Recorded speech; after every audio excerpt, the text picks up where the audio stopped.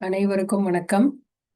So the power of now அப்படிங்கிற புத்தகத்தை நான் சொல்லிட்டு இருக்கேன்.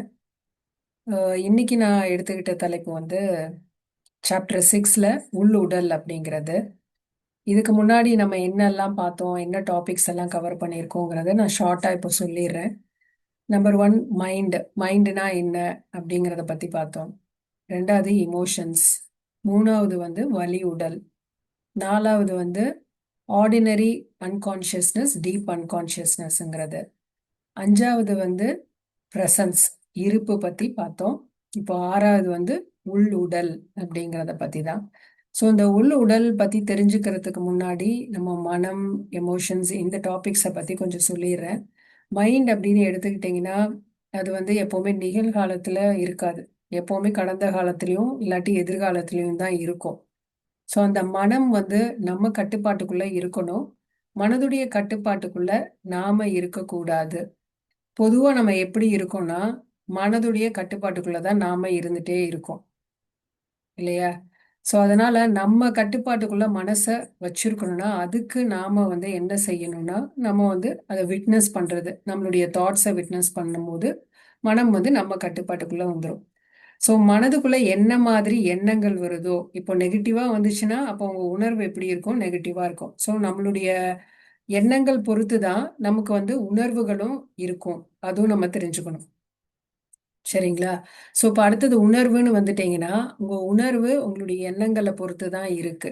ஸோ இந்த உணர்வு எப்பவுமே பார்த்தீங்கன்னா, ஒரே மாதிரி இருக்காது. இந்த உணர்வு அப்படிங்கிறது எப்படி கடல்ல அலை வந்து வந்து போதோ, அதே மாரி வந்து வந்து போகும்.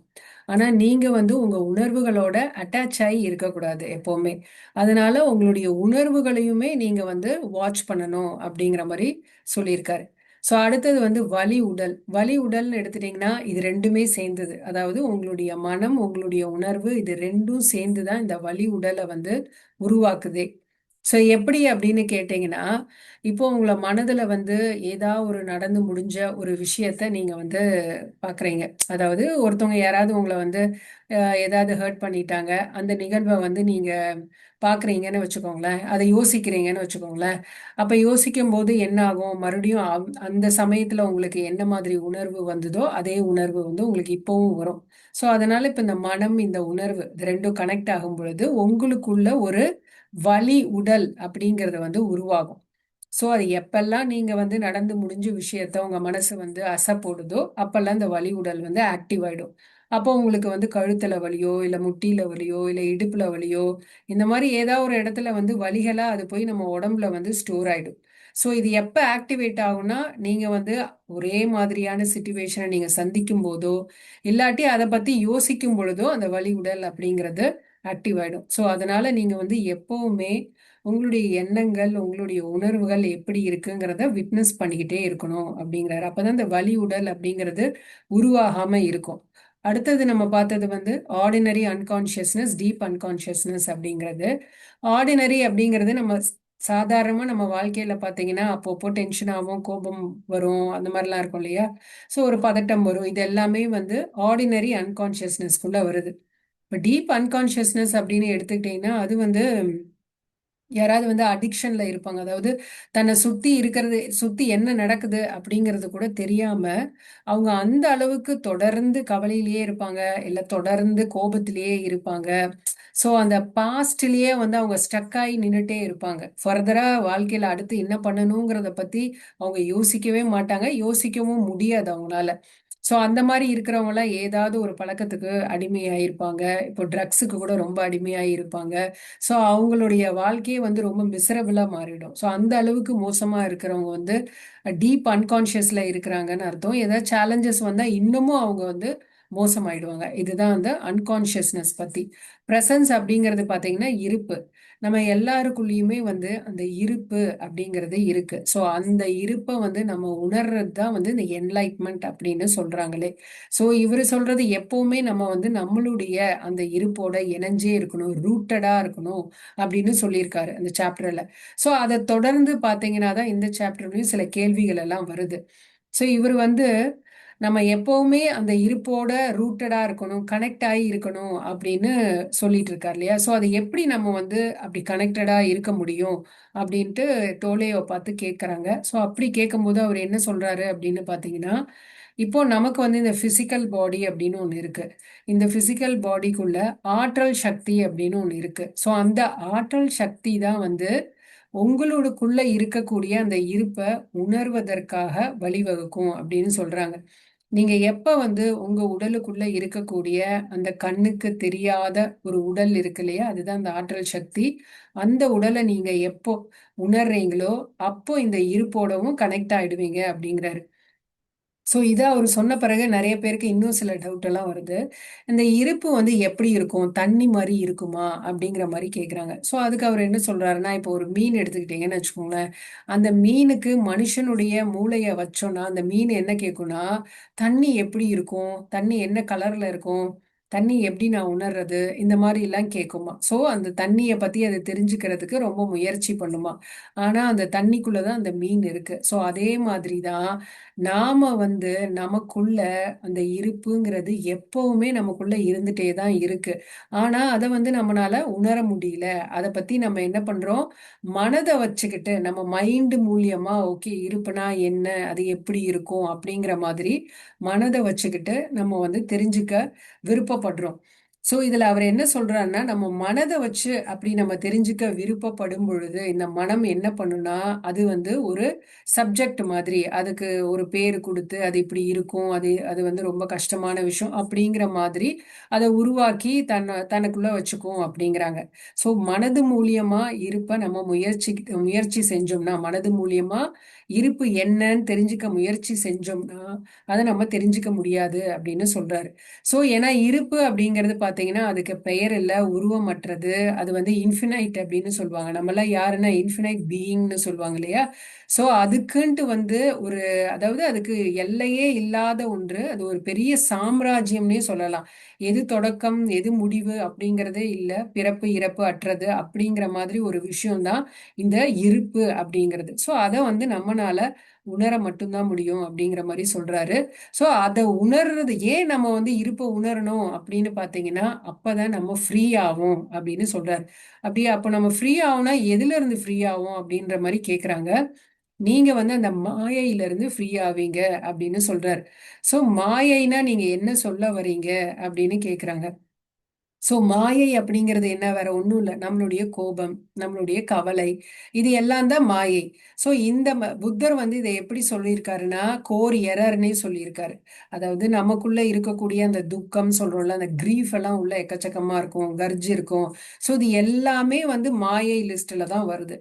இதுல இருந்து நீங்க ஃப்ரீ ஆகணும், சஃபரிங்ல இருந்து ஃப்ரீ ஆகணும், பெயின்ல இருந்து நான் விடுபடணும் அப்படின்னு நினைச்சீங்கன்னா நீங்க வந்து அந்த இருப்போட கனெக்ட் ஆனாதான் முடியும் அப்படிங்கிற மாதிரி சொல்றாங்க. அது மட்டும் இல்ல, நம்மளுடைய பாவத்துல இருந்தும் நம்ம விடுபட முடியும் அப்படின்னு சொல்றாங்க. சோ இவர் வந்து இப்படி பாவத்துல இருந்து விடுபட முடியும் அப்படின்னு சொன்னோன்னு இவரை பார்த்து இன்னொருத்தவங்க என்ன கேள்வி கேட்கிறாங்கன்னா, நீங்க பாவம் அப்படிங்கிற ஒரு வார்த்தையை வந்து யூஸ் பண்றீங்க. நீங்க பாவம் அப்படின்னு சொல்லும் பொழுது எனக்கு என்ன தோணுதுன்னா, எனக்குள்ள ஒரு குற்ற உணர்ச்சி வருது. அதே சமயம் என்ன வந்து யாரோ ஜட்ஜ் பண்ற மாதிரி எல்லாம் இருக்கு அப்படிங்கிற மாதிரி சொல்றாங்க. சோ அப்ப இவர் சொல்றாரு, இது வந்து செஞ்சுரிஸ்க்கு முன்னாடியே, பல நூற்றாண்டுகளுக்கு முன்னாடி இந்த மாதிரி வார்த்தைகளை சரியா புரிஞ்சுக்காம தவறுதலா இன்டர்பிரிட்டேஷன் பண்ணிடுறாங்க. ஸோ இப்போ இந்த பாவம் அப்படிங்கிற வார்த்தையை இவங்களுக்கு வந்து பார்த்தீங்கன்னா இவங்க எப்படி எடுத்துக்கிறாங்கன்னா, அது ஒரு குற்ற உணர்வு அவங்களுக்குள்ள வருது, ஜட்ஜ் பண்ற மாதிரி இப்படி வருது. ஸோ இந்த வார்த்தை வந்து எங்க அது போய் செலுத்துது, அதாவது வார்த்தை எதை காட்டுது, இந்த வார்த்தைக்கு பின்னாடி இருக்கிற உண்மை என்ன அப்படிங்கிறத யாரும் தெரிஞ்சுக்க மாட்டேங்கிறாங்க. அந்த வார்த்தையிலேயே அட்டாச் ஆகி நின்னுக்கிறாங்க. இப்போ வந்து நீங்க ஹனி எடுத்துட்டீங்கன்னு வச்சுக்கோங்களேன். ஹனி அப்படின்னு பார்த்தீங்கன்னா, அந்த ஹனிய பத்தி நம்ம நெறைய பேசலாம். தேன் எப்படி இருக்கும்? அது சுவையா இருக்குமா? அத பத்தி நெறைய பேசலாம். அது எங்கிருந்து வந்துச்சு? எப்படி எடுக்குறாங்க? தியரட்டிக்கலா நீங்க வந்து அந்த ஹனிய பத்தி நெறைய நாலேட்ஜ் வந்து கெயின் பண்ணி வச்சுக்கிறீங்க உங்க மனசுக்குள்ள. ஆனா உண்மையா அந்த ஹனி எப்படி இருக்குங்கிறத நீங்க எப்படி உணருவீங்க? அத டேஸ்ட் பண்ணா மட்டும் தான் உங்களுக்கு வந்து அது எப்படி இருக்கும்னு தெரியும். அதுவரைக்கும் நீங்க என்ன வேணா பேசலாம். ஆனா அதை டேஸ்ட் பண்ணாதானே அது எப்படி இருக்கும்னு தெரியும். அதே மாதிரி கடவுள்னு எடுத்தீங்கன்னா கடவுளுக்கு ஒரு உருவம் கொடுத்து கடவுள் இப்படி அப்படி இந்த மாதிரி அப்படின்னு நம்ம நிறைய பேசலாம் கடவுள் பத்தி. ஆனா அந்த கடவுள் நிலை, அந்த தெய்வீக தன்மையை நம்ம உணர்ந்தாதானே அந்த தெய்வம்ங்கிறது என்னங்கிறத நம்ம நம்ம தெரிஞ்சுக்க முடியும், அதை எக்ஸ்பீரியன்ஸ் பண்ண முடியும்ல. நம்ம இந்த வார்த்தை அளவுலயே மாட்டிட்டு அந்த வார்த்தையில நம்ம அட்டாச் ஆயிட்டு அப்படி இருக்கும் பொழுது நம்ம ரியாலிட்டி எக்ஸ்பீரியன்ஸ் பண்ண முடியாது. இப்போ வார்த்தை அப்படின்னு எடுத்துக்கிட்டீங்கன்னா கூட இப்போ ஹனின்னு எடுத்துக்கோங்களேன். அந்த ஹனியை பத்தி ஒரு நெகட்டிவ் அட்டாச்மெண்ட் உங்களுக்கு இருக்குன்னு வச்சுக்கோங்க. ஹனி எனக்கு பிடிக்காது, ஹனி சாப்பிட்டா இப்படி ஆகும், அதை பத்தின ஒரு நெகட்டிவான ஒரு பிலீஃப் உங்களுக்குள்ள இருக்குன்னா அப்ப அந்த ஹனியை பத்தி நீங்க பேசவும் மாட்டீங்க. ரியாலிட்டி அந்த ஹனியை சாப்பிடணும்னே உங்களுக்கு தோணாது, அதை எக்ஸ்பீரியன்ஸ் பண்ணணும்னே தோணாது. அதே மாதிரி கடவுள் பத்தி சில பேர் நெகட்டிவான ஒரு அட்டாச்மெண்ட் வச்சிருப்பாங்க. ஸோ அப்போ என்ன ஆகும், அவங்களுக்கு கடவுளை கும்பிடணும், கோயிலுக்கு போகணும் இதெல்லாம் தோணாது. கடவுளை உணரணுங்கிற அந்த எண்ணமே அவங்களுக்கு வராது. ஸோ அந்த மாதிரி தான் இந்த வார்த்தைகள் அப்படிங்கிறது வெறும் சைன் போர்டு தான் அப்படிங்கிறாரு. அதாவது ஒரு இடத்துக்கு நீங்க போனீங்கன்னா அந்த சைன் போர்டு இருக்கும், அதை பார்த்து அந்த வழியா நீங்க போய் அந்த இடத்துக்கு சேர்றீங்க. அதே மாதிரி தான் இந்த வார்த்தையும் வந்து எதை நோக்கி இருக்கு அப்படிங்கிறது தான். நம்ம வந்து சைன் போர்ட்லயே மாட்டிக்க கூடாது, வார்த்தை அளவுலயே நம்ம வந்து சிக்கிக்க கூடாது அப்படின்னு சொல்றாரு. அதுக்கு பின்னாடி இருக்கக்கூடிய உண்மை என்ன, புரிதல் என்ன அப்படிங்கிறத நம்ம தெரிஞ்சுக்கணும். ஏன்னா ஜீசஸ் இருந்த காலத்துல இருந்தே நீங்க பைபிள்ல நிறைய சொல்லியிருக்காரு. ஸோ அந்த வார்த்தைகளையுமே தவறுதலா வந்து இன்டர்பிரிட்டேஷன் மக்கள் பண்ணிக்கிறாங்க.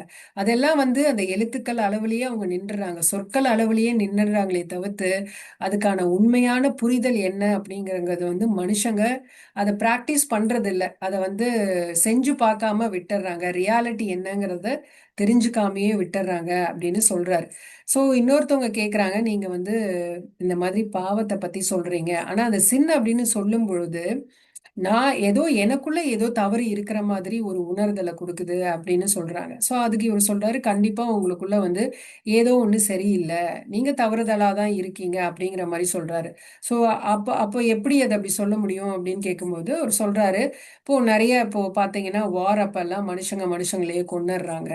ஸோ இதெல்லாம் வந்து பாத்தீங்கன்னா மில்லியன் கணக்கான மக்கள் வந்து அடிச்சுட்டு சாகுறாங்க. இதெல்லாம் வந்து நம்ம வந்து அந்த ஒன்னஸ் கான்சியஸ்னஸ்ல இல்லாம தன்னுடைய ஓன் ஸ்பீசிஸையே கொள்றாங்க அப்படிங்கும் பொழுது அந்த மனுஷன் எந்த அளவுக்கு ஒரு மோசமான தனக்குள்ள என்ன மாதிரியான ஒரு பாதிப்பு, அதாவது அது வந்து சைக்கிக் ப்ராப்ளம் அப்படின்னே சொல்லலாம். ஸோ அவன் எந்த அளவுக்கு அந்த தன்னுடைய ஈகோல மாட்டிட்டு இருக்கான், அந்த மைண்ட் அளவுலயே மனுஷங்க இருக்கிறதுனால தான் அவங்க வந்து இந்த மாதிரி இந்த வார் கிரியேட் பண்றது, அடிச்சுக்கிறது, ஒருத்தர் ஒருத்தர் அடிச்சுட்டு சாகணும், இதெல்லாம் அதனால தான் செய்றாங்க. இதை வந்து என்ன சொல்லுவாங்கன்னா ஒரு கூட்டு பைத்தியக்காரத்தனம் அப்படின்னே சொல்றாரு இவரு. ஏன்னா கூட்டா இப்போ ஒரு கும்பலா ஒரு மக்கள் இருக்காங்க, அவங்களுக்குள்ள இருக்கக்கூடிய ஒரு கோபம், அந்த கர்ஜு, ஒரு பழி வாங்குற எண்ணம் இதெல்லாம் இருக்கு இல்லையா, அதெல்லாம் ஒண்ணா சேர்ந்துதான் இந்த மாதிரி வந்து இந்த அடுத்த மனுஷங்களை கொல்லணும் அப்படிங்கிற எண்ணத்தையே உருவாக்குது அப்படின்னு சொல்றாரு. இப்போ சாதாரணமா நம்ம வந்து இருப்போட இணைஞ்சிருந்தோம்னு வச்சுக்கோ, நம்மளோட இயல்பு என்ன, அமைதியா இருக்கிறது தான் நம்மளுடைய இயல்பு. அடுத்தவங்களை போட்டு சாகடிக்கிறதுங்கிறது வந்து மனுஷங்களோட இயல்பே கிடையாது. இதெல்லாம் யாரு செய்வா, எப்படி இதெல்லாம் அவங்களுக்குள்ள வருதுன்னா அந்த ஈகோ அப்படிங்கிற அந்த மாயையில மனிதர்கள் வந்து மாட்டிட்டு இருக்கிறதுனாலதான் இந்த பழிவாங்கும் குணம், அடுத்தவங்களை கொல்லணும் அப்படிங்கிற அந்த எண்ணங்கள் எல்லாம் மனுஷங்களுக்கு தோணுது அப்படின்னு சொல்றாரு. ஸோ இன்னொன்று என்னன்னா, இன்னொரு கேள்வி அவரை பாட்டு கேட்குறாங்க, நீங்க வந்து இந்த உடல் இந்த மனம் எல்லாமே மாயை சொல்றீங்க, அப்படி இருக்கும் பொழுது இந்த உடலை வச்சு நாம எப்படி உள் உடல்னு சொல்லக்கூடிய அந்த ஆற்றல் சக்தியை நம்ம வந்து உணர்றது அப்படிங்கிற மாதிரி கேட்குறாங்க. ஸோ அதுக்கு இவர் என்ன சொல்றாருன்னா, இந்த உடல் நம்ம பார்த்து நமக்கு கண்ணுக்கு தெரியிற, இப்போ நம்ம டச் பண்ற இந்த உடல் வந்து ஒரு ஷெல்லு தான். சிப்பிக்குள்ள ஒரு முத்து இருக்குல்ல, ஸோ அந்த ஷெல் இருக்குல்ல, அது மாதிரிதான் நமக்கு வந்து இந்த உடல்ங்கிறது வந்து ஒரு ஷெல்லு. அதுக்குள்ள இருக்கிறது தான் இந்த ஆற்றல் சக்தி அப்படிங்கிறது. அந்த ஆற்றல் சக்தியை வந்து நீங்க உணரணும்னா அதுக்கு இந்த பிசிக்கல் பாடி அப்படிங்கிறது தேவைப்படுது. சொல்ல போனா நமக்கு வந்து மனம் அப்படிங்கிறதும் தேவைப்படுது. ஏன்னா மனம் அப்படிங்கிறது ஒண்ணு இருந்தாதான் நம்மளால செயல்பட முடியுது. மனதை பயன்படுத்தி தான் நமக்கு வேண்டிய சில வேலைகளை நம்மளால செய்ய முடியும் இல்லையா. ஸோ அதனால நமக்கு வந்து இந்த உடல் தேவை, மனமும் தேவை, ரெண்டுமே இருந்தாதான் நம்ம இந்த மனம் இந்த உடலை தாண்டி இருக்கக்கூடிய அந்த இருப்பு அப்படிங்கிற அந்த நிலையவே நம்ம அடைய முடியும் அப்படின்னு சொல்றாரு. ஸோ அதனால நம்ம என்ன பண்ணணும்னா அந்த உள் உடலை உணர்வதற்கு நம்ம உள்முக பயணம் அப்படிங்கிறது செய்யணும். இன்னர் ஜேர்னி அப்படிங்கிறது நம்ம செய்யும் பொழுது அந்த உள் உடலையும் நீங்க உணர முடியும். அதே சமயம் அந்த பீயிங், அந்த இருப்பு நிலையையும் நீங்க அடைய முடியும் அப்படிங்கிறார். ஆனா அந்த இருப்பு நிலையை பார்த்து இவரால வார்த்தைகளால எதுவுமே சொல்ல முடியாது. ஏன்னா அது அப்பேற்பட்ட ஒண்ணு. அதை வந்து எக்ஸ்பிளைன் பண்றதுக்கு, அதை எடுத்து சொல்றதுக்கு வார்த்தைகளே இல்லை. அது அந்த மாதிரியான ஒரு விஷயம் தான் இந்த இருப்பு அப்படிங்கிறாரு. நான் உங்ககிட்ட ஏன் அதை பத்தி சொல்லிட்டு இருக்கிறேன்னா, நான் சொல்றது எல்லாமே வந்து ஒரு கிளிம்ஸ் தான். இப்போ ஒரு டேஸ்ட் பார்க்கறது தான். இப்போ ஹனி வந்து எப்படி இருக்குன்னு லேசா அப்படி டேஸ்ட் பார்ப்பீங்கல்ல, அதே மாதிரி தான் நம்ம எல்லாருமே அந்த இருப்பு அப்படிங்கிறத வந்து ஒரு கிளிம்ஸ் வந்து நம்ம பார்த்துருப்போம். கண்டிப்பா நம்ம வந்து அதை உணர்ந்திருப்போம். ஆனா அதை தொடர்ச்சியா அந்த நிலையிலேயே இல்லாம விட்டுருப்போம். ஏன்னா மனதுக்கு நம்ம அடிமையாய் இருக்கிறனால மனம் வந்து அந்த இருப்போட இணைய விடாம தொடர்ந்து நம்மளுடைய கவனத்தை அது எடுத்துட்டே தான் இருக்கும் அப்படிங்கிற மாதிரி சொல்றாரு. ஸோ அதனால வந்து நம்ம எந்த அளவுக்கு நம்ம மனம் வந்து நம்மளுடைய கவனத்தை எடுக்குதோ, அதாவது நம்மளுடைய கான்சியஸ்னஸ் ஃபுல்லாத்தையும் நம்ம மனசு என்ன பண்ணும்னா மொத்தமா எடுத்துக்கும். ஏன்னா நம்ம மனம் வந்து நம்மளை வந்து விழிப்பா இருக்கவே விடாது. ஏன்னா நம்ம நம்ம ஏன் தியானம் பண்றோம்? அந்த விழிப்பு நிலையை அடையறதுக்கு தான். நம்ம விழிப்போட இல்லாம இருக்கிறதுனால தான் நமக்கு இந்த கவலையே வருது. நமக்கு இந்த பதட்டம், கோபம், இன்னும் என்னெல்லாம் இருக்கோ, மனம் சம்பந்தப்பட்ட வியாதிகள் நமக்கு ஏன் வருது? மென்டல் டிஸார்டர் எல்லாம் வருவதற்கான காரணம் என்ன? ஏன் நம்ம ஸ்ட்ரெஸ் ஆகுறோம்? ஏன் நமக்கு வந்து ஆன்சைட்டி வருது? எல்லாத்துக்கும் காரணம் என்னன்னா அந்த விழிப்பு நிலைன்னு நம்ம இல்லாம இருக்கிறதுனால தான். நம்ம அந்த பீயிங்கோட சேர்ந்து இல்லாம இருக்கிறதுனால தான். ஏன் நம்ம மனம் அப்படி வச்சிருக்கோம்னா, மனம் அப்பதான் சர்வைவ் ஆகும். ஸோ மைண்ட் வந்து எப்பவுமே தான் இருக்கணும், தான் வந்து எப்பவுமே உயிரோட இருக்கணும் அப்படிங்கிறதுக்காக நம்மளை எப்பவுமே ஒரு பயத்துல வச்சுக்கிட்டே இருக்கும். ஸோ அதுக்காக என்ன பண்ணும், நம்ம வந்து ஒரு திங்கிங்ல ஏதாவது ஒரு சூழ்நிலையை நமக்குள்ள வந்து அது சொல்லிக்கிட்டே இருக்கும். ஏதாவது ஒரு நெகட்டிவ் சுச்சுவேஷன் பத்தி யோசிக்கிற மாதிரி பண்ணும். அதாவது நமக்கு வந்து யோசிக்காம இருக்கவே முடியாது. அந்த மாதிரி உங்க மனசு வந்து உங்களை வந்து ஃபுல்லா உங்களுடைய அட்டென்ஷன் பூரா எடுத்திருக்கும். அதாவது உங்க அட்டென்ஷன் பூரா உங்களுடைய திங்கிங்லயே இருக்கும். நீங்க வந்து திங்க் பண்ணலன்னா உங்களுக்குள்ள ஃபியர் வந்துடும். ஸோ அந்த பயத்தை நீங்க ஃபேஸ் பண்ண விரும்ப மாட்டீங்க. ஸோ அதனால என்ன பண்ணுவீங்க, எப்பவுமே அந்த திங்கிங்லயே உங்களை வச்சிருக்கும். நீங்க வந்து அந்த கம்பல்சிவ் திங்கிங் அதுல வந்து நம்ம மாட்டிப்போம். ஏதாவது ஒரு விஷயத்த வந்து எதிர்காலத்தை பத்தி யோசிச்சுட்டு இருப்போம், இல்ல கடந்த காலத்தை பத்தி யோசிச்சுட்டு இருப்போம். ஆனா நிகழ்காலத்துல மட்டும் நம்ம இருக்கவே மாட்டோம். ஏன்னா நம்மளுடைய மனம் வந்து நம்மளை விழிப்படைய விடாது. ஸோ அதனாலதான் நம்ம மெடிடேஷன் அப்ப அவங்க என்ன சொல்றாங்கன்னா, மனமற்ற நிலைக்கு போங்க, மனதுக்கு அப்பார் போங்க அப்படின்னு அவங்க சொல்றாங்க. ஏன்னா நம்ம திங்கிங்ல மாட்டிக்கிட்டோம்னா நம்ம பிரசன்ட்ல இருக்கவே முடியாது. நம்ம பாசிட்டிவ் ஃபியூச்சர்ல தான் இருக்க முடியும் அப்படிங்கிறாங்க. ஸோ ஒரு நல்ல ஒரு ஆன்மீக பயணத்துக்கு நீங்க செய்ய வேண்டியது ஒரே ஒரு விஷயம்தான், விழிப்போட இருக்கிறது. அதே சமயம் உங்க இந்த பிசிக்கல் பாடிக்குள்ள இருக்கக்கூடிய அந்த உள்ளுடல், இன்னர் பாடியை நீங்க வந்து எப்பவுமே உணரணும் அப்படிங்கிறது தான். ஸோ இந்த இன்னர் பாடியை நீங்க எப்படி உணர்வீங்க, அதுக்கு நம்ம என்ன பண்ணலாம் அப்படிங்கிற மாதிரி கேள்வி கேட்குறாங்க. ஸோ அதுக்கு வந்து அவர் வந்து ஒரு பிராக்டிஸ் சொல்றாரு. இந்த பிராக்டிஸை வந்து நம்ம செய்யறது மூலியமா அந்த உள் உடலை நம்மளால உணர முடியும் அப்படின்னு சொல்றாரு. என்னன்னு பார்த்தீங்கன்னா, முதல்ல நம்ம வந்து கண்களை மூடி ரிலாக்ஸ்டா உட்காந்துக்கணும். அதுக்கப்புறம் உங்களுடைய கவனம் ஃபுல்லாத்தையுமே, உங்களுடைய அட்டென்ஷன் தான் ரொம்ப ரொம்ப இங்க முக்கியமே. ஸோ அந்த அட்டென்ஷன் பூரா உங்களுடைய உடலுக்கு நீங்க கொண்டு வரணும், இந்த பிசிக்கல் பாடிக்கு. அதாவது இப்போ வந்து ஃபீட், உங்க கால்கள் எடுத்துக்கோங்க, கைகள் எடுத்துக்கோங்க, உங்களுடைய தொடைப்பகுதி, அடிவயிறு, செஸ்ட், தலை, இப்படி உங்களுடைய உடல்ல ஒரு ஒரு பகுதியா நீங்க என்ன பண்ணணும், உங்களுடைய முழு கவனத்தையும் செலுத்திக்கிட்டே இருக்கணும். அதாவது உங்க கவனம் வந்து கொஞ்சம் கூட சிதறக்கூடாது. அப்பப்போ உங்க மைண்ட் வந்து உங்களை டிஸ்டர்ப் பண்ணும், வேற ஏதாவது யோசிக்க வந்து வைக்கும். பட் அப்ப கூட நீங்க உங்க கவனத்தை திருப்பி வந்து உங்க உடலுக்கு கொண்டு வரணும். முதல்ல உங்க கவனம் பூரா இந்த பிசிக்கல் பாடிக்கு ஒரு ஒரு பகுதி பகுதியா நீங்க செலுத்தணும். அப்படி செலுத்தும் பொழுது உங்களுக்குள்ள வந்து அங்கங்க, அதாவது கால்லயோ கையிலயோ வந்து ஒரு சென்சேஷன் தெரியும், ஒரு டிங்லிங் ஃபீலிங் மாதிரி ஏதாவது ஒரு தெரியும். ஸோ அப்படி தெரியும் பொழுது மறுபடியும் நீங்க கவனத்தை அதிகமா செலுத்திக்கிட்டே இருக்கணும். ஸோ அப்படி அதிகமா உங்க கவனத்தை நீங்க செலுத்த செலுத்த உங்களுக்குள்ள வந்து அந்த கண்ணுக்கு தெரியாத அந்த ஒரு உடல் உருவாகும். அதுதான் வந்து ஆற்றல் சக்தியான அந்த உடல். ஓகேவா? எலக்ட்ரிக் ஃபீல்டு நமக்குள்ளேயே இருக்கும். ஸோ அந்த பாடி வந்து ஒன்று உருவாகும். ஸோ திருப்பி நீங்க கவனத்தை செலுத்த செலுத்த ஒரு ஒயிட் கலர் லைட் மாதிரி ஒரு உடல் வந்து உங்களுக்குள்ள ஃபார்ம் ஆகும். ஸோ அதுதான் வந்து அந்த இன்னர் பாடி அப்படின்னு இவர் சொல்றாரு, உள் உடல் அப்படின்னு சொல்றாரு. அந்த உள் உடலோட நீங்க எப்பவுமே இணைஞ்சே தான் இருக்கணும் அப்படிங்கிறாங்க. ஸோ ஏன் அப்படி நம்ம இணைஞ்சே இருக்கணும்னா, அந்த உடல் தான் வந்து உங்களுக்கு அந்த இருப்போட இணையறதுக்கான லிங்க். ஸோ அதுதான் பிரிட்ஜ் மாதிரி இருக்கு. ஸோ இந்த பிசிக்கல் பாடி, இந்த உள் உடல், அதுக்கப்புறம் இந்த இருப்புன்னு சொல்லக்கூடியது. ஸோ அதனால எப்பவுமே நீங்க உங்களுடைய உள் உடலோட நீங்க பேசும்போதும் சரி, இல்ல ஏதாவது ஒரு வேலை செய்யும் பொழுதும் சரி, எப்பவுமே நீங்க அந்த உள் உடலோட இன்விசிபிள் பாடியோட நீங்க எனர்ஜியா இருக்கணும். அதுதான் அந்த எனர்ஜி பாடின்னு சொல்லக்கூடியது. நம்ம எல்லாருமே என்ன எனர்ஜி பீயிங் தானே, every thing is energy. So அதனால நம்ம வந்து அந்த பீயிங் நம்ம வந்து கனெக்ட் ஆகணும்னா ஃபர்ஸ்ட் நம்ம எனர்ஜி பாடியோட கனெக்ட் ஆகி இருக்கணும். அதுக்கான ப்ராக்டிஸ் தான் இது. கண்ண மூடி இப்போ நான் சொன்னது, இதை வந்து நீங்க அடிக்கடி பண்ணிக்கிட்டே இருக்கணும். அதாவது நைட்டும் பண்ணலாம், காலையில எந்திரிச்சு உட்கார்ந்து கூட பண்ணலாம், இல்லை படுத்துட்டே கூட அப்படியே பண்ணலாம். ஸோ அந்த எனர்ஜி பாடி உங்களுக்கு வந்து நீங்க கிரியேட் பண்ணின பிறகு அந்த பாடியோடயே நீங்க லிங்க் ஆயிட்டு உங்களுடைய வேலைகளை வந்து நீங்க செய்ய ஆரம்பிக்கலாம். ஓகேங்களா? ஸோ அதுதான் வந்து இந்த டிரான்ஸ்ஃபர்மேஷன் வந்து உங்க உடல் தேவை. இந்த மாதிரியான உங்களுக்கு வந்து இந்த டிரான்ஸ்ஃபர்மேஷன் நடக்கணும்னா நீங்க இதை வந்து இந்த ப்ராக்டிஸை வந்து செஞ்சுக்கிட்டே இருக்கணும் அப்படிங்கிறாங்க. இப்போ இந்த வேண்டுதல் எல்லாம் பண்றாங்கல்ல, கோயில்ல சில பேர் வந்து வேண்டுதல் பண்ணுவாங்க, உடம்ப வந்து ரொம்ப துன்புறுத்துவாங்க அப்படியே சாமிக்காக. இந்த முருகர் இதுல எல்லாம் பார்த்தீங்கன்னா இந்த இரும்புல அப்படி குத்திக்கிறது, நாக்குல வேல் குத்துறது, இதெல்லாம் செய்வாங்க. அவங்கெல்லாம் வந்து ஒரு டிரான்ஸ் ஸ்டேட்ல இருப்பாங்க. அவங்களுக்கெல்லாம் வந்து நல்லா தெரியும், நாம வந்து இந்த உடல் இல்லை, இந்த மனம் இல்லைங்கிறது தெரியும்.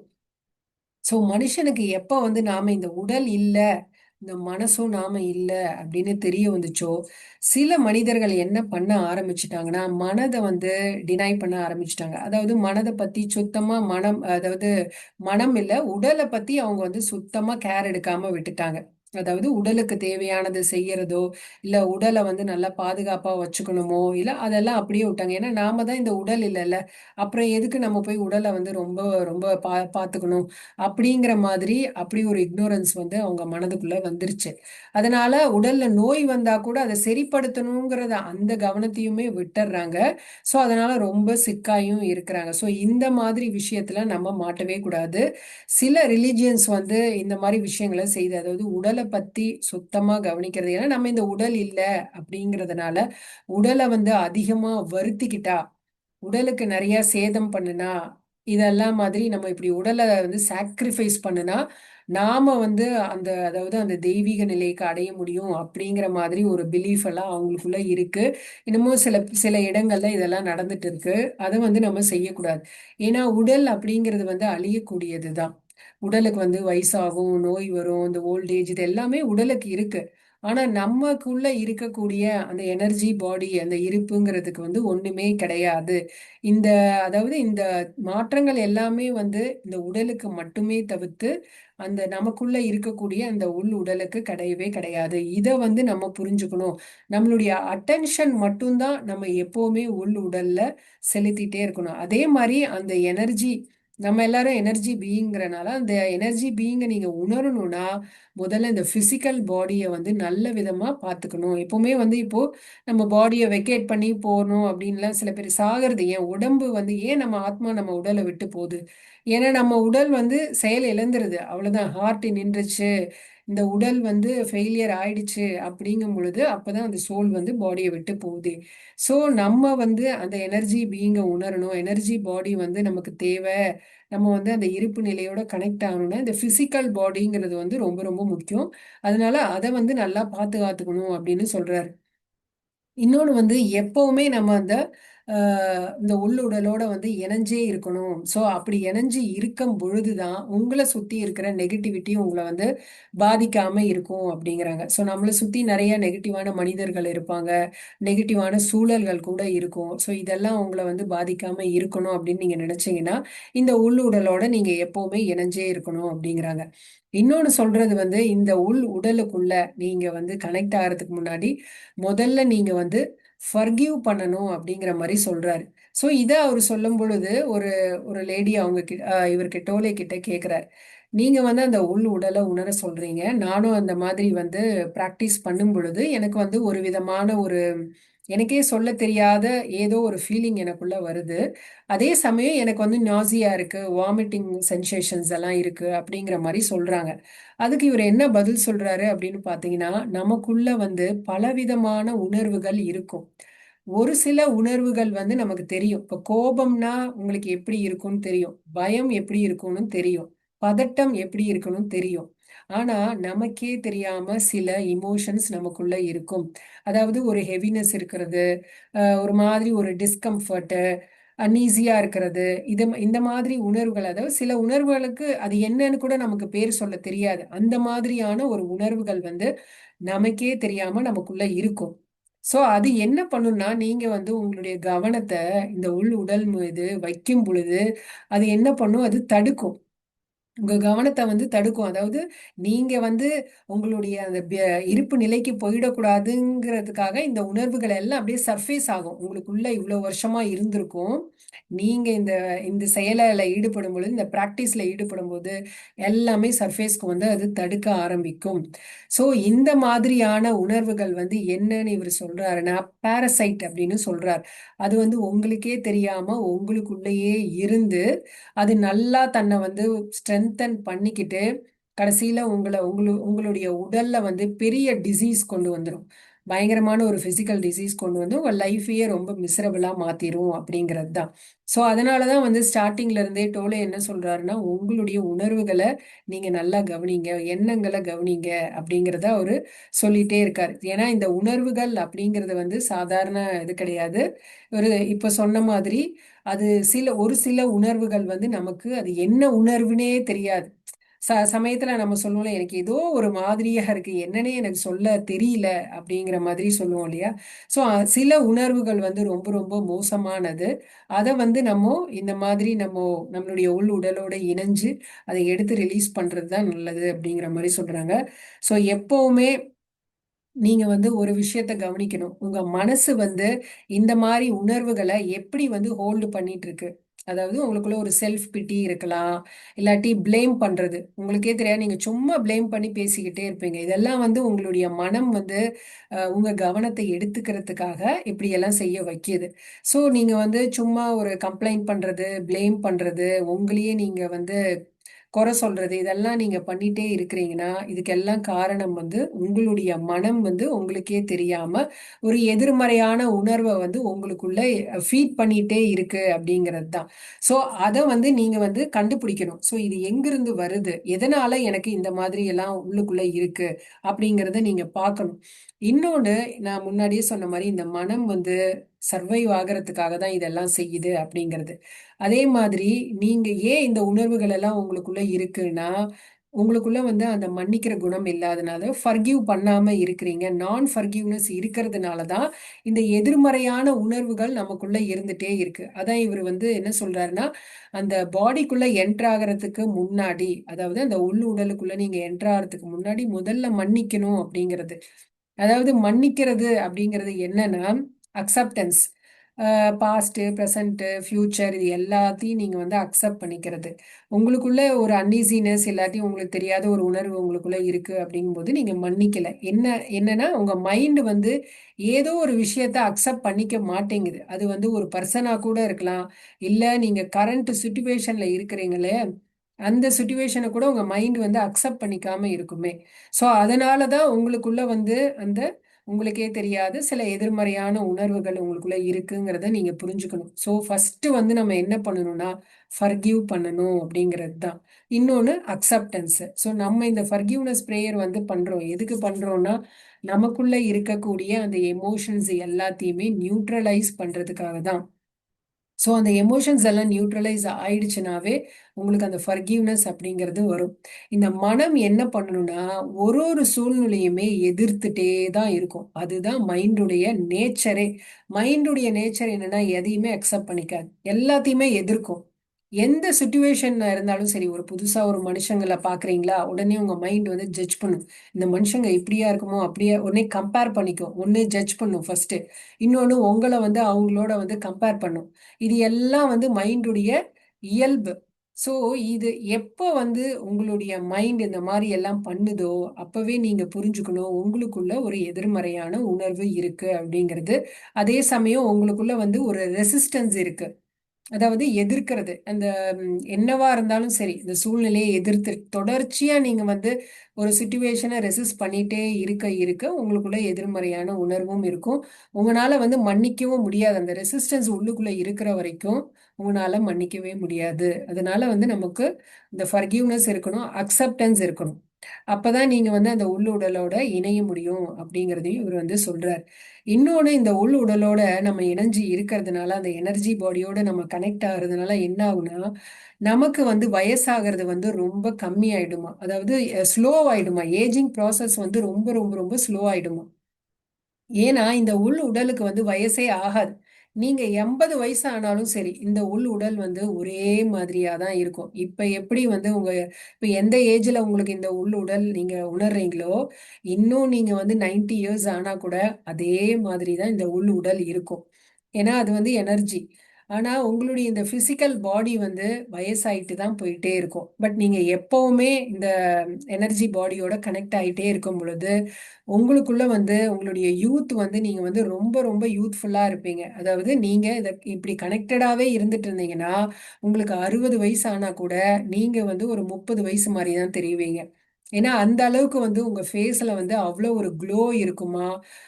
அதாவது உங்க பாடியோடைய அந்த ஏஜிங் ப்ராசஸ் வந்து ரொம்ப ஸ்லோ ஆகிறனால, இன்னொன்று உங்களுடைய செல்ஸ் எல்லாம் ரீஜெனரேட் ஆகும், ரீஃப்ரெஷ் ஆகும். அதுக்கு எல்லாமே போய் இந்த எனர்ஜி வந்து போய் சேரதுனால நீங்க வந்து பாஸ்ட் ஃபியூச்சர் அப்படிங்கிற அந்த பேர்டன்ல இருந்து ரிலீஸ் ஆயிடுவீங்க.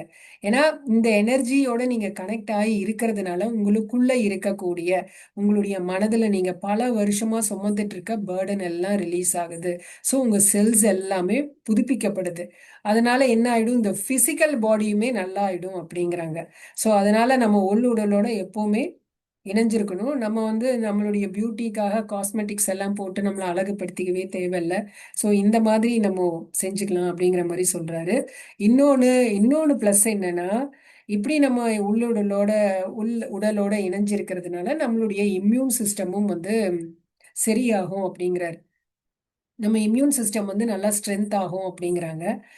நோய் எதிர்ப்பு சக்தி அதிகமாகுமா, அது எப்படின்னு பார்த்தீங்கன்னா அதே சேம் இது, அதாவது நம்ம செல்ஸ் எல்லாம் வந்து புதுப்பிக்கப்படுதில்ல, ஸோ அதனால எதிர்ப்பு சக்தியும் வந்து அதிகமாகணும். இன்னொன்று, மனநோய் நிறைய ஏதாவது வந்து மனம் சம்பந்தப்பட்ட நோய்கள் இருந்தாலும் அதுவுமே க்யூர் ஆகும். ஃபிசிக்கல் டிசீஸ் ஏதாவது இருந்தா கூட இந்த மாதிரி நம்மளுடைய எனர்ஜி பாடியோட கனெக்ட் ஆகிறது மூலியமா அந்த பிசிக்கல் டிசீஸுமே என்ன ஆகும், அதிகரிக்காது. ஆனா நீங்க வந்து தொடர்ந்து இப்படி கனெக்ட் ஆயிட்டு இருந்தீங்கன்னா அதுவுமே சரியாகும் அப்படிங்கிறாங்க. இதை வந்து இப்போ ஏதாவது ஒரு சிம்டம்ஸ், ஏதாவது பிசிக்கல் டிசீஸ் ஆரம்பிக்க போற சிம்டம்ஸ் தெரிஞ்சா கூட, சப்போஸ் உங்களுக்கு சளி பிடிக்க போகுது இல்ல ஒரு ஃபீவர் வரப்போகுது அப்படிங்கிற மாதிரி லைட்டா அந்த சிம்டம்ஸ் காட்டும் பொழுதே நீங்க உடனே உங்களுடைய உடலோட இணையும் பொழுது அந்த அந்த நோய் வந்து உங்களுக்கு வராம தடுக்க முடியும் அப்படிங்கிற மாதிரி சொல்றாரு. ஸோ நம்ம வந்து எந்த அளவுக்கு வந்து நம்மளுடைய எனர்ஜி பாடி சொல்லக்கூடிய அந்த உள்ளுடலோட இணைஞ்சிருக்குமோ அந்த அளவுக்கு நம்ம வந்து எல்லா விஷயத்துலையுமே பிசிக்கல் டிசீஸ், மென்டல் டிசீஸ், எல்லா விதத்துலையுமே நம்ம ஃப்ரீ ஆயிடுவோம். நம்மளுடைய லைஃபுமே வந்து நம்ம ஃபேஸ் பண்ற சேலஞ்சஸ் எல்லாமே ரொம்ப நம்மளால ஈஸியா கடந்து வர முடியும் அப்படிங்கிறாங்க. ஸோ நீங்க நைட்டு வந்து இப்போ கடைசியா படுக்கிறதுக்கு முன்னாடி படுத்துட்டே கூட அந்த உடலை நீங்க உணர்ந்து அந்த லைட்டை வந்து எக்ஸ்பீரியன்ஸ் பண்ணி அந்த மாதிரி செய்யலாம். அதே மாதிரி காலையில எந்திரிக்கிறதுக்கு முன்னாடியுமே ஃபர்ஸ்ட் நீங்க வந்து பெட்ல படுத்திருக்கும் போதே இந்த உடலை நீங்க உணரலாம். ஸோ அப்பவே நீங்க காலையில எந்திரிக்கும் போதே அந்த எனர்ஜியோட கனெக்ட் ஆகி எந்திரிப்பீங்க. ஸோ அப்போ உங்க வேலைகளை வந்து ரொம்ப ஈஸியா செய்ய முடியும் அப்படிங்கிறாங்க. ஸோ இதுக்கு வந்து இப்போ சப்போஸ் நீங்க வந்து ஒரு சேலஞ்சிங்கான சுச்சுவேஷனை ஃபேஸ் பண்றீங்கன்னு வச்சுக்கோங்களேன். ஒரு பாஸ் வந்து உங்களுக்கு பயங்கரமான ப்ரெஷர் கொடுக்குறாரு. ஓகே, உங்களுக்கு அப்படியே உள்ளுக்குள்ள பயங்கரமான ஒரு ஃப்ரஸ்ட்ரேஷன், பயம், கோபம் எல்லாம் அப்படியே வந்து உள்ள வருது. ஸோ அந்த சமயத்துல நீங்க வந்து இந்த ப்ராக்டிஸை பண்ணலாம். அப்போ இம்மிடியட்டா நீங்க என்ன பண்ணணும்னா, முதல்ல வந்து கான்ஷியஸ் பிரீதிங்கை வந்து பண்ணணும். கான்ஷியஸா நீங்க வந்து பிரீத் பண்ண ஆரம்பிக்கணும். ஸோ அப்போ கான்ஷியஸாக நீங்கள் ப்ரீதிங் பண்ணும்போது ஆட்டோமேட்டிக்காக நீங்கள் வந்து உங்களுடைய உள்ளுடலோட கனெக்ட் ஆகிடுவீங்க. ஸோ இதுதான் நீங்கள் வந்து எப்பெல்லாம் நீங்கள் லைஃப்பில் சேலஞ்சஸை நீங்கள் ஃபேஸ் பண்ணும் பொழுது முதல்ல நீங்கள் செய்ய வேண்டியது கான்ஷியஸ் ப்ரீதிங் அப்படி தான். ஸோ எப்படின்னா நீங்கள் அப்படியே ஸ்லோவாக அந்த ப்ரீதிங்கில் ஃபோக்கஸ் பண்ணும் பொழுது உங்களோட அட்டென்ஷன் பூரா ப்ரீதிங்கில் இருக்கணும். நீங்கள் இன்ஹேல் பண்ணி எக்ஸேல் பண்ணும் பொழுது உங்களுக்கு முன்னாடி வந்து ஒரு ஒயிட் கலர் லைட் சி இருக்கிற மாதிரி நீங்கள் மைண்டில் நினைக்கணும். ஸோ அந்த லைட்டை வந்து நீங்கள் வந்து அப்படியே இன்ஹேல் பண்ணும்போது உள்ளே எடுக்கிறீங்க அண்ட் எக்ஸேல் பண்ணும்போது அந்த லைட்டை வந்து ரிலீஸ் பண்ணுறீங்க. இந்த மாதிரி நீங்கள் பண்ணும் பொழுது உங்கள் ஹோல் பாடியே ஒயிட் லைட் ஆகிடும். ஸோ இந்த ப்ராக்டிஸை வந்து நீங்கள் எப்பெல்லாம் உங்கள் லைஃப்பில் பெரிய சேலஞ்சஸ் எல்லாம் நீங்கள் ஃபேஸ் பண்ணுறீங்களோ அப்போ நீங்கள் இதை பண்ணலாம் அப்படிங்கிறார். இன்னொன்று வந்து இப்போ சப்போஸ் உங்களுக்கு பெரிய டாஸ்க்கை கொடுக்குறாங்க, ஒரு பெரிய ப்ராஜெக்ட், அதுக்கு வந்து நீங்கள் யோசிச்சு தான் பண்ணணும், க்ரியேட்டிவாக ஏதாவது யோசிக்கணும்னு வச்சுக்கோங்களேன். அந்த மாதிரி இருக்கும் பொழுது கூட அந்த ப்ராஜெக்ட் ஆரம்பிக்கிறதுக்கு முன்னாடி, அந்த டாஸ்க் ஆரம்பிக்கிறதுக்கு முன்னாடி கண்ணை மூடி உட்காந்து சேம் இந்த ப்ராக்டிஸை நீங்கள் பண்ணும் பொழுது உங்கள் மைண்டு வந்து ரொம்ப காமாகவும் ரிலாக்ஸ்டாகவும் ஆகிடும். அதுக்கப்புறம் என்ன செய்யலான்னு நீங்கள் திங்க் பண்ணும் பொழுது உங்களுக்கு சூப்பரான ஐடியாஸ் எல்லாம் வரும். அதாவது அந்த ப்ராஜெக்ட்டுக்கு ஏற்ற ஐடியாஸ் கரெக்டாக உங்களுக்கு வந்து ரொம்ப ஈஸியாக வந்துடும். நீங்கள் போட்டு ரொம்ப நேரம் யோசிக்கணும்னு அவசியம் கிடையாது, ரொம்ப ஈஸியாகவே வந்துடும். ஓகேங்களா? அது ஒன்று ப்ராக்டிஸ் பண்ணலாம். இன்னொன்று இவர் சொல்கிறது த ஆர்ட் ஆஃப் லிசனிங் அப்படிங்கிறது. ஸோ இப்போ வந்து நம்ம லிசன் பண்ணுறது அப்படிங்கிறது பார்த்தீங்கன்னா நிறைய பேர் இப்போ ஒருத்தர் வந்து உங்ககிட்ட உட்காந்து பேசிகிட்டு இருக்காங்கன்னா அவங்க பேசிகிட்டே இருப்பாங்க.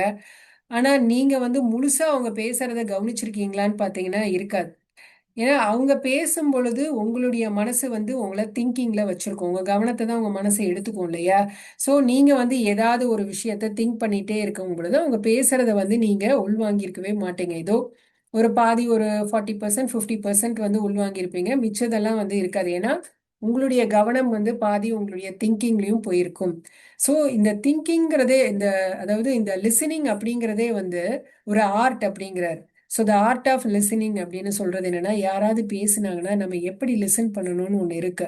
லிசன் ஃப்ரம் யுவர் ஹோல் பாடி அப்படின்னே சொல்லுவாங்க. அதாவது அது என்ன சொல்ல வர்றாருன்னா, நம்மளுடைய அந்த உள் உடலோட இணைஞ்சு அவங்க பேசுறத கவனிக்கணும். அதாவது அப்போ நம்மளுடைய இருப்பும் அவங்களுடைய இருப்பும் வந்து கனெக்ட் ஆயிடும். ஸோ அந்த மாதிரி கனெக்ட் ஆகி நம்ம கவனிக்கும் பொழுது அங்க வந்து நீங்க அவங்க சொல்ற அத்தனை வார்த்தைகளும் உங்களுக்குள்ள போகும். அவ்வளோ ஒரு அழகா நீங்க லிசன் பண்ணியிருப்பீங்க. ரெண்டு பேருடைய இருப்புமே கனெக்டடா இருக்கணும் அப்படிங்கிறாங்க. நம்மளுடைய இருப்பும் பேசுறவங்களுடைய இருப்பும் வந்து கனெக்ட் ஆகி இருக்கணும். அந்த சமயத்துல வந்து உங்க மனசு வந்து ஏதாவது ஒரு திங்கிங்ல இருந்துச்சுன்னா அப்போ அங்க வந்து அவங்க சொல்றது எதுவுமே உங்களுக்கு காதுல வந்து விழுந்திருக்காது. ஸோ நிறைய விஷயங்கள் அப்படிதான், தவறுகள் வந்து அதனால தான் நடக்குது. இப்போ ரிலேஷன்ஷிப் எல்லாம் எடுத்துக்கிட்டிங்கன்னா மைண்டு வந்து இன்டர்பிரிட்டேஷன்லாம் மாட்டிக்குது. இந்த ஒரு மைண்டும் இன்னொரு மைண்டும் வந்து என்ன ஆகும், இந்த மாதிரி மைண்டு கனெக்ட் ஆகுறதுனால தான் ஸோ இந்த மாதிரியான மிஸ் அண்டர்ஸ்டாண்டிங் எல்லாம் வருது. ஸோ ரிலேஷன்ஷிப்பில் வந்து ப்ராப்ளம் வரதுக்கான ரீசனே இதுதான். ஸோ எப்போவுமே நம்மளுடைய இருப்பும் அவங்களுடைய இருப்பும் கனெக்ட் ஆயிடுச்சுன்னா எந்த ஒரு ரிலேஷன்ஷிப்புமே நல்லா இருக்கும் அப்படின்னு சொல்றாங்க. அது வந்து ஒரு அற்புதமான மலர் மாதிரி ப்ளூம் ஆகும் அப்படிங்கிறாங்க. ஸோ அதனால இந்த உட்புற உடலுடன் தொடர்புடன் இருந்தால் மனமில்லா நிலை உருவாகி உறவுகள் மலரும் அப்படின்னே சொல்றாங்க. ஸோ அதனால வந்து நம்ம எப்பவுமே நமக்குள்ள இருக்கக்கூடிய அந்த உடலோட இணைஞ்சே இருக்கணும். அது நம்ம வந்து யாராவது பேசும்போது லிசன் பண்றதா இருந்தாலும் சரி, நீங்க வேலை செய்யறதா இருந்தாலும் சரி, எப்பவுமே உங்க உடலோட இணைஞ்சிருங்க அப்படின்னு இந்த சாப்டர்ல இதோட முடிச்சிருக்காரு. ரொம்ப நன்றி மாஸ்டர்ஸ். நான் இதோட இந்த செஷன் என் பண்ணிக்கிறேன்.